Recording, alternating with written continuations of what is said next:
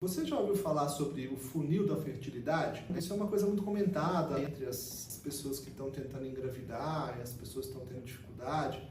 Então, hoje eu vou falar um pouquinho mais para vocês entenderem um pouquinho melhor sobre isso.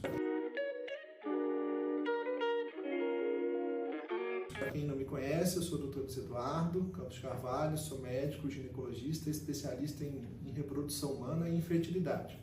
Então, o que é esse tal funil da fertilidade, né, que tanto se fala, enfim, né, para as pessoas entenderem um pouquinho? De uma certa forma, né, se a gente considerar assim, se eu considerar o número de pessoas que estão tentando engravidar, né, ela é uma quantidade grande. Dessas mulheres que estão tentando engravidar, uma parte menor dessas mulheres elas vão conseguir ter ovulação, ou seja, elas vão conseguir ovular frequentemente, de uma forma regular. Então, uma parte podem ter uma certa dificuldade para ovular, então, ou seja, eu diminuo a quantidade de mulheres que conseguem ovular. Aquelas mulheres que conseguem ovular, uma parte menor de mulheres vai efetivamente conseguir fertilizar o óvulo. E por que isso acontece? Eventualmente eu tenho mulheres que possam ter alguma alteração, por exemplo, nas tubas, nas trompas, onde o óvulo encontra o espermatozoide, ou de repente aquele parceiro tem uma qualidade de sêmen menor, então, ou seja, eu tenho uma menor quantidade de mulheres que conseguem efetivamente fertilizar os óvulos. Mas nem todo óvulo fertilizado, o embriãozinho vai desenvolver e conseguir, vamos dizer, de uma certa forma, implantar. Então, eu tenho uma menor quantidade de mulheres que conseguem efetivamente ter a implantação. A partir do momento que tem a implantação, eu começo a ter a possibilidade de eu ter um teste de gravidez positivo. Então, ou seja, eu vou ter uma quantidade menor de mulheres que efetivamente eu vou ter um teste de gravidez positivo.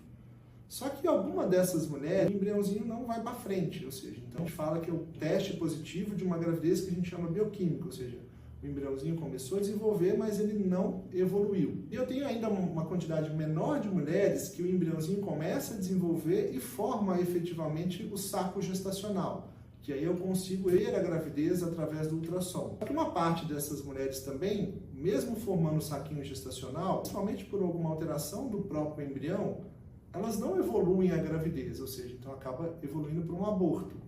E efetivamente eu vou ter uma quantidade menor ainda de mulheres que a gravidez vai evoluir. Então isso que a gente chama de funil da fertilidade. Isso naturalmente acontece lá, independentemente da mulher ter ou não ter dificuldade para engravidar. Mas é justamente entender esse processo é importante, por quê? Porque infelizmente não são todas as mulheres que estão tentando engravidar, obviamente, naquele mês, que vão efetivamente conseguir uma gravidez e que a gravidez vai desenvolver.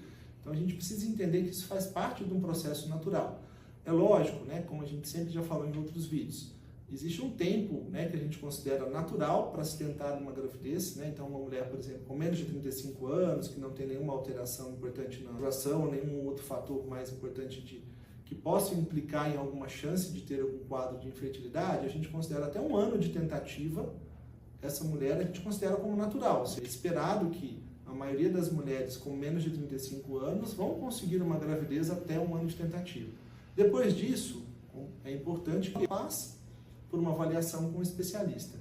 E considerando mulheres acima de 35 anos, a gente considera até 6 meses, né, de possibilidade de tentativa natural. Após isso, aí já estaria indicado, né, uma avaliação, referência para um profissional que faça essa parte de infertilidade, justamente para poder tentar identificar qual o problema desse casal, né?